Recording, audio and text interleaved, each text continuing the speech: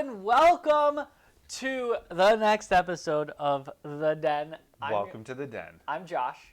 I'm Wes. The Wes Denny. The Wes Denny. The whole reason why we're here is this guy right here. And today, we are going to talk about commercial real estate. Woo. Yes. Now, I feel like, oh man, I moved it. I was so excited to play a joke on you, but I can't do it. I removed the light remote. I was going to be like, oh, and today we're going to talk about money, like that. And I want one of those buttons. We need to put that in the budget. I have a Stream Deck, but I use that for cutting. I need like one of those Mad Money buttons so I can just like hit a button. Yeah, Mad Money. Buy! Sell! That'd be awesome. So that, and then like a couple like energy drinks before the show starts, and like we got this. I just have absolutely no stock advice for you, but it's a work in progress, right? Yeah. So commercial real estate. Now, you can do commercial real estate on your standard license, which is really cool. So you can get your real estate license, and then you can instantly start selling commercial property or selling residential or doing both. Correct? Yeah. Okay. Yeah. But most brokers actually, you have to get your broker's license. That does help, To be able to sell that under the brokerage. So just for liability reasons. Yes. Okay, yeah. But you could go to a commercial broker and work for them, or you could go to a residential broker and work for them. Mm-hmm. All right. So, Wes, you are always telling me that you want to sell a business, and I'm always looking at you like, who's going to buy that piece of property? So, where does one find buyers for commercial real estate? There's no music. There's no music. Like, no. I was waiting for it. No, that's it's a really good question, because a lot of people want to get into it, but they're like, oh no, how do I get the clients for it, the buyers, the sellers? Well, me, if you think about it, like most people aren't in the business to buy a building. Mm-hmm. That's huge. Well, there's a lot less market than there is for buying homes. That's why home purchase or home buying, selling agents, residential.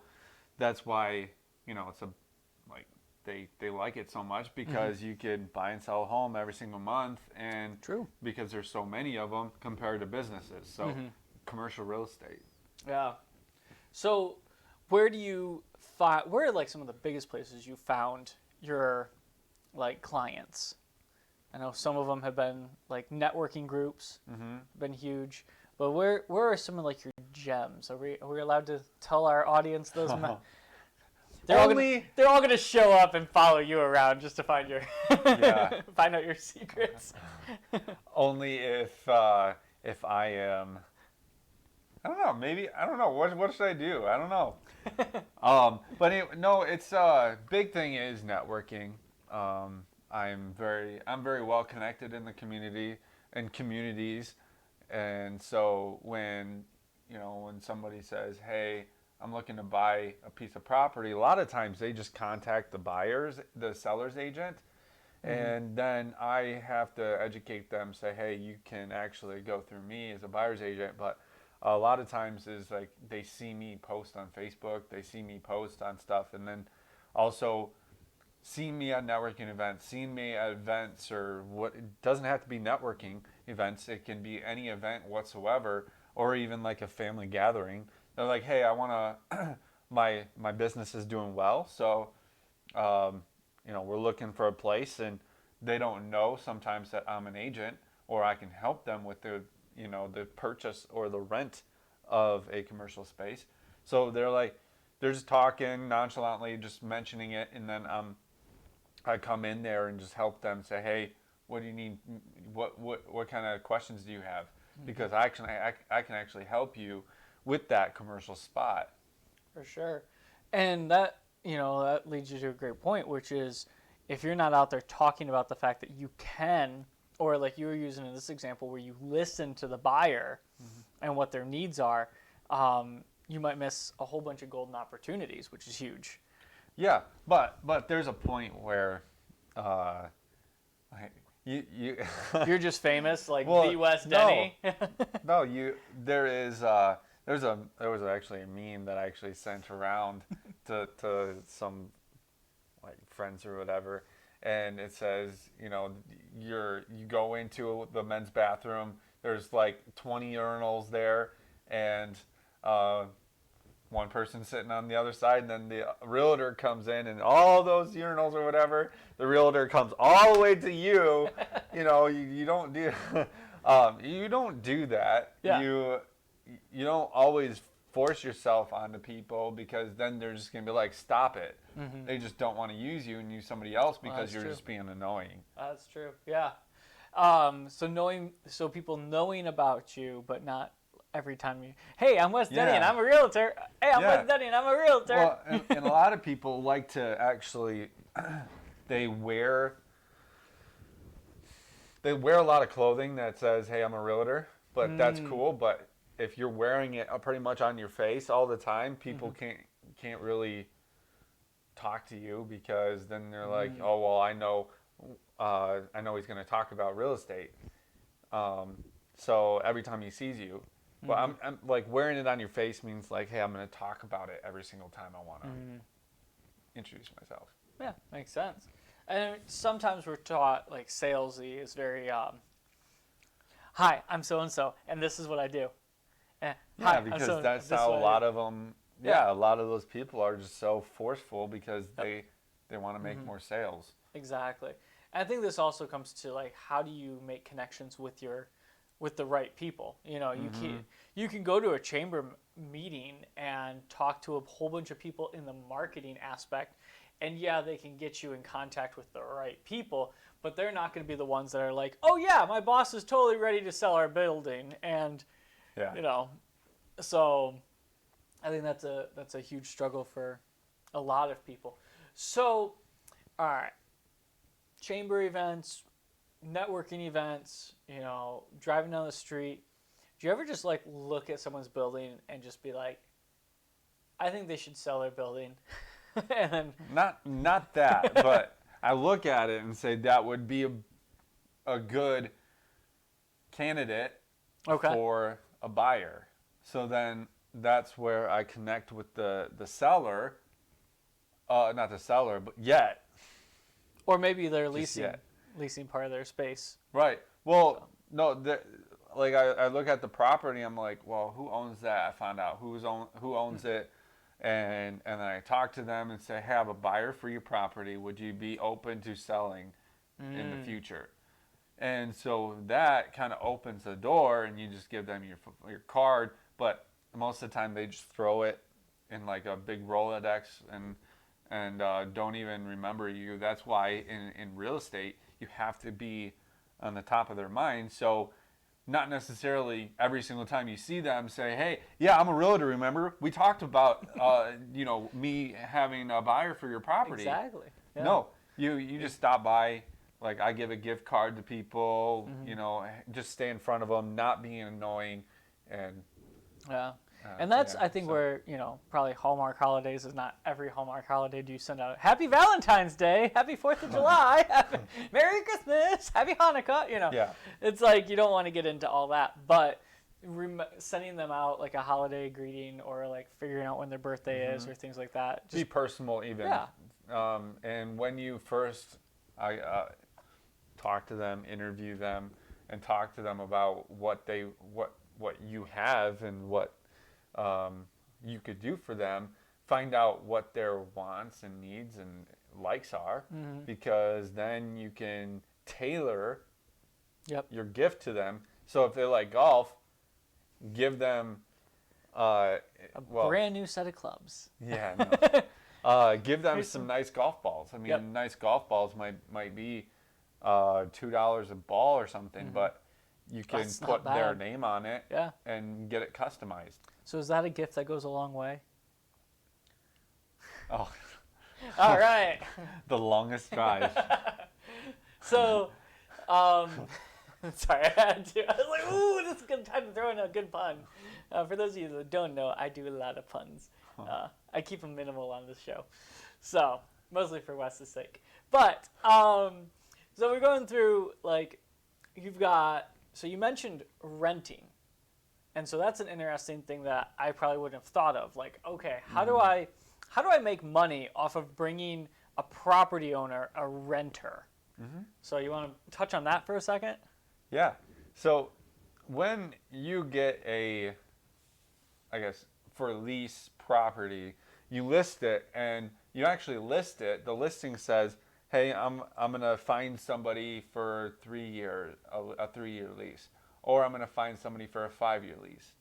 So that 3 to 5 year lease, so you have that, I guess, length of a contract, and you say you're gonna take 7% of the whole contract. So you Okay. don't go off, hey, it's a residential deal, you take the first month's rent. No, it's actually you sign them an actual 5 to 6 year or 3 to 5 year contract, so you get that full contract commission. That's nice. So that commission, it could be on a $200,000 contract, but that $200,000 is only paid after 3 to 5 years. Okay. So if you're there for 5 years, you would have paid $200,000. So the owner pays you a commission on that $200,000. And is that monthly? Is that quarterly, or is it It's determined usually by contract? right up front, but Okay. it can determine on the contract. Okay. So some people, that's a residual income that I have. True. Is huge. sometimes I have, it's a smaller guy, so they pay me yearly. Okay. Yeah. So on that contract, that's 200,000. They'll, 7% of 200,000. That's 14,000. Yep. Yeah, $14,000. And it kind of just And keeps coming so in every that year. divide that by, no, it's not per year. Oh, divide okay. that by 3 to 5 years, and then you get paid that. Okay. Yeah. So Or- over the course of the time, you're getting the 14,000. Yeah, or you just take Hourly the you're getting yearly Yeah. the yearly income or for the landlord and take that 7% or 6%, and that's what your income would be Okay. per year. So then you just send them a bill out a month before it's due, and Yeah. or a couple months, and Nice. say, hey, it's due Yeah. at that day. Hey, on don't that forget day. to pay me. Thanks. Yeah, I want my money. Exactly. Exactly. Give so, me my money. So how do you work with, like, let's so we went into this building a while back and it had either a lien or something against it. There was money that somebody else owed somebody else because of the building, whether it was taxes or something like that. How do you as a real estate agent handle something like that? Because you're walking into this building and you're like, okay, I got people and they could move in, but they don't want to pay your back taxes. They don't want to pay Right. those failures. So that's part of the clear title. So one of you have to pay for it. So that's sometimes whether it's the buyer paying for it because they got a good deal because of it, or the seller is paying for it because, hey, I want this deal because it's a good deal for me even after paying $20,000 in back taxes, property taxes. They'll do that.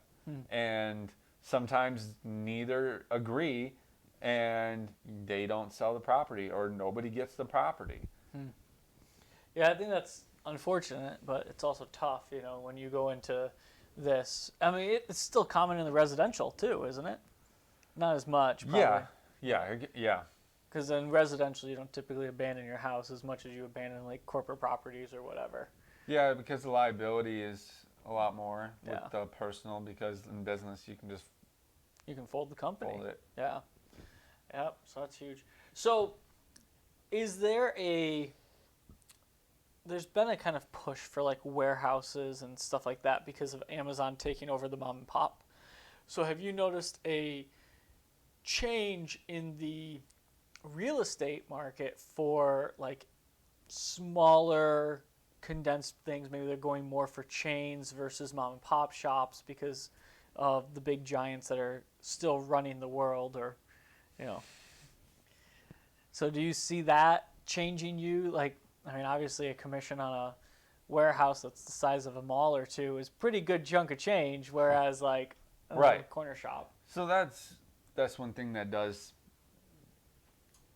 suck with that because you're either at a small location or a massive location, because you have more warehouses now, because you have these small buildings that they need warehouse space, so they hire almost like a warehouse manager business that have warehouses all over, and they just house it at the warehouse and they ship it out whenever needed. Drop shipping type aspects, Yeah. or like fulfillment centers. Yeah, yeah. That is going to be definitely a big change for the Yeah. economy. So are you noticing that you can sell online, or do you have a harder time? Me? Yeah, As an agent? as a commercial real estate agent, can I like pop my stuff up? No, obviously it's not MLS. It's There is MLSs for Okay. commercial, but it's expensive. yeah. So So like, can I throw it up and give like a virtual tour, and like, do I see sales, or do I need to sell it online because I'm probably getting a buyer from California or New York, who's, hey, you got cheap land over there, like, let me put some stuff there. yeah, that's one thing that we've been doing lately.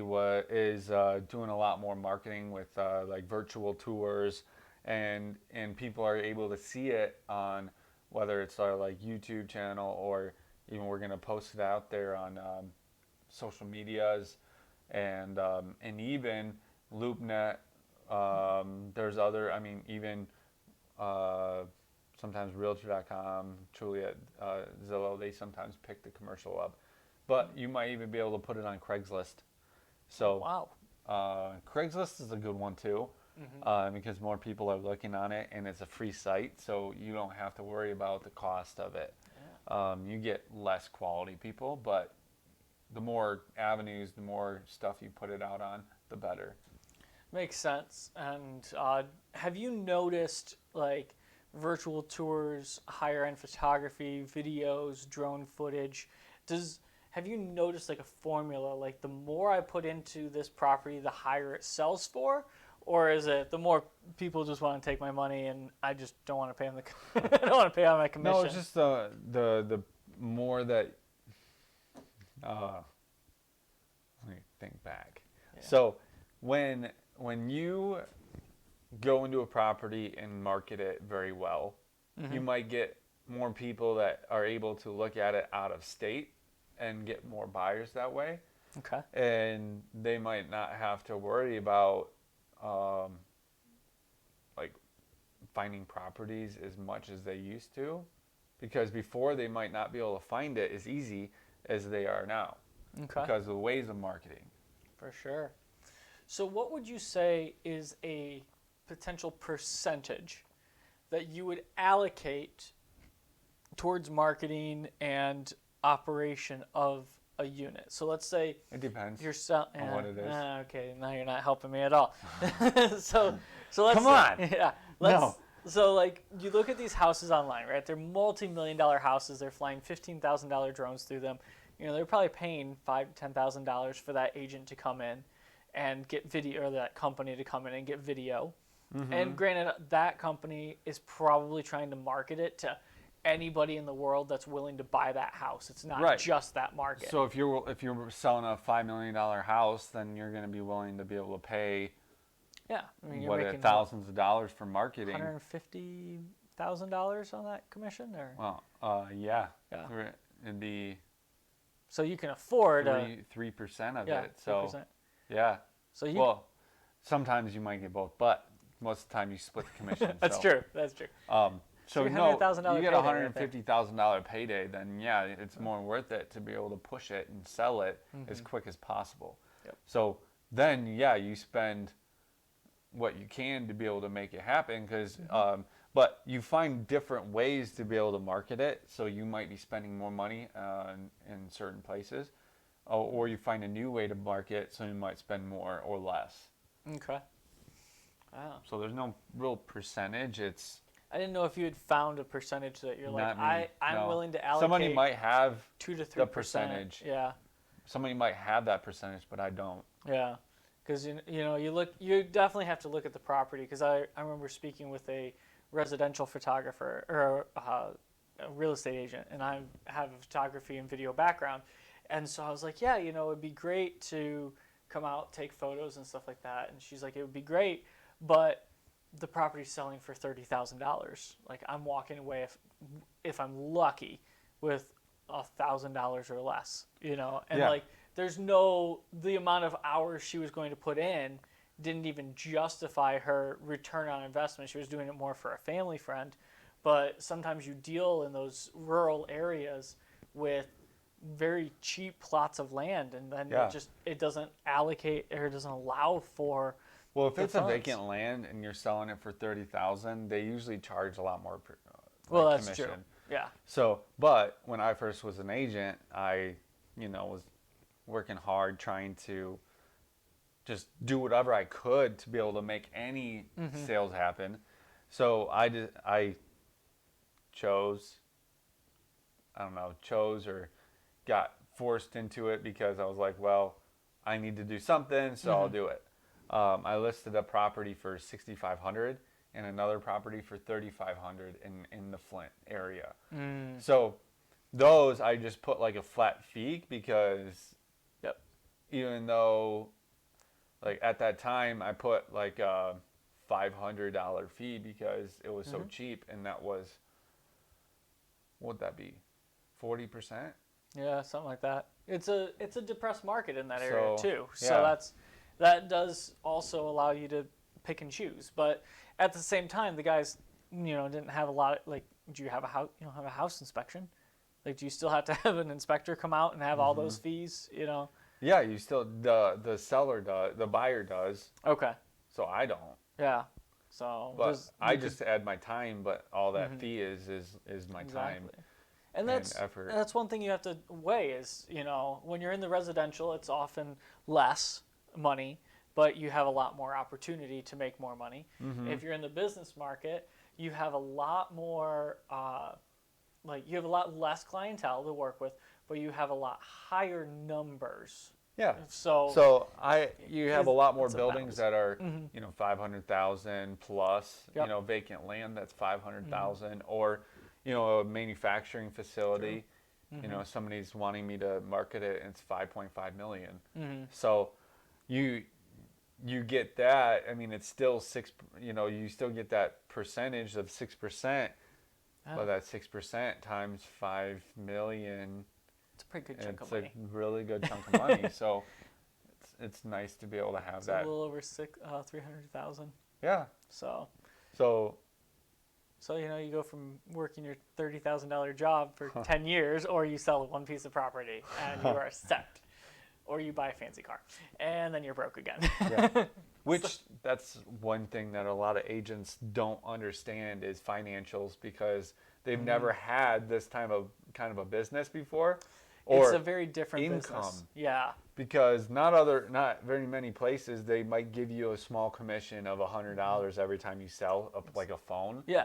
And every time Exactly. you sell a phone, you get $100 commission. So you have to do that a lot of times to be able to make a $5,000 commission. So one deal is a $5,000 commission, and you're like, oh, I got a lot of money, let's go blow it. Yeah. And then you're left with nothing. And then you realize, oh, well, I have nothing to be able to pay my rent, Yep. or my house, or my mortgage, or my Exactly. phone bill. So then I Yep. can't do my job because I don't have a phone bill, Well, and or I don't bring have a up phone. You bring up a good point, because there's droughts in your industry, right? So you go into the real estate market. Not everyone wants to buy a house every day. Everyone's going to Right. buy a bottle of pop every day. Everyone's going to buy food every day, but you're not going to buy a house or a business every single day. And so you have these droughts that you're going to have to be prepared for, and you don't want to you don't want to run dry. Yeah. So you just have to prepare for it and make sure that, hey, one, you have investments that are helping you.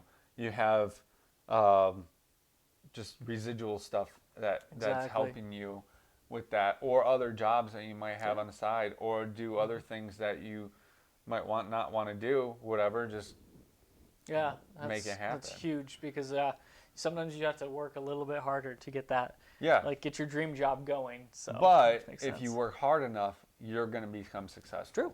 So if you don't have a passion, if you don't have a drive, if you don't have all these to be able to make it happen, to make your business successful, it's going to fall apart because you're not, like, business owners, they're hardworking people. And the people that aren't very successful, it's just they don't push hard enough, or they just don't have a passion for it. Or they're just not in the right area. Because you might be in a rural area where you might only have 1,000 people in your, like, just Yeah. population. It's Then true. you're not working from a very big number. Yeah, no, for sure. Well, appreciate that. That was a really good insight and a good overview on. Probably too-winded. Well, that, you Too know, long-winded. Huh? what they can do is they can hit 2x and they can listen to it, or if they liked it and they want to go back, we can, they can go back. That's the Right. beauty of recorded video. So we want to thank you guys so much for hanging out with us and the Den. This is Wes Denny. I'm your host Josh, and we will see you on the next episode of the Den.